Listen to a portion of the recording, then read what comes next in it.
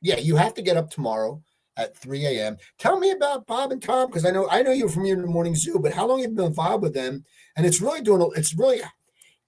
does it add a second surge to your career? Because you got the huge surge when you started doing comedy with MMR because the morning zoo you were everywhere. But what has this done for your career? And explain to the viewers if they're not familiar, because it's mostly a Midwest show, right? A lot of people in Midwest listen to that.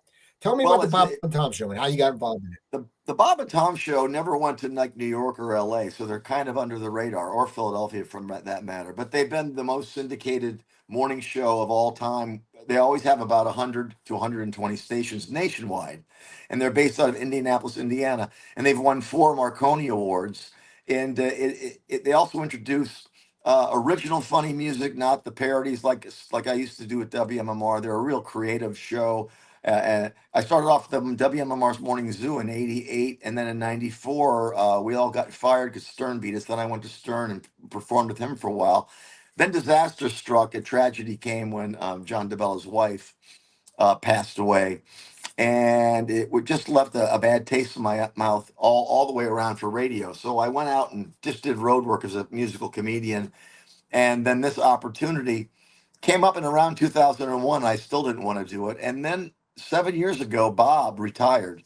So the Bob and Tom Show brand is still there, but Tom is there with 2 new guys, Josh Arnold and myself. We've been there since 2017, and this has been the best thing. I mean, we're doing the best work. I'm doing the best work of my life at an age when most people would be thinking of retiring.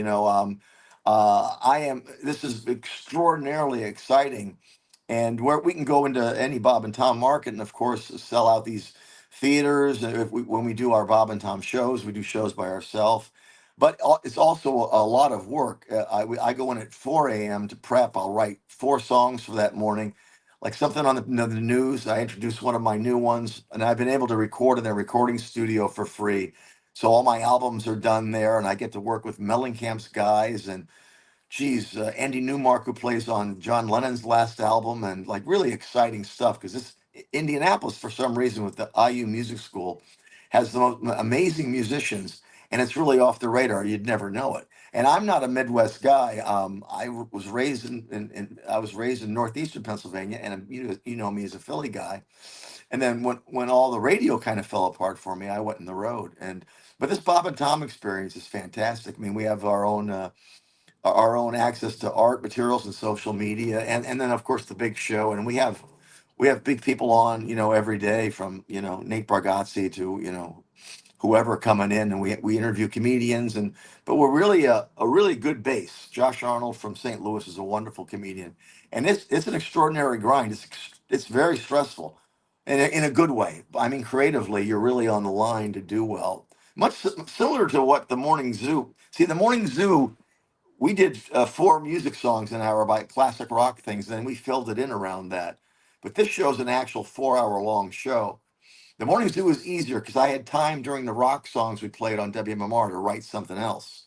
This show is on at 6 a.m. and done at 10 a.m. So it's a lot of material to go through.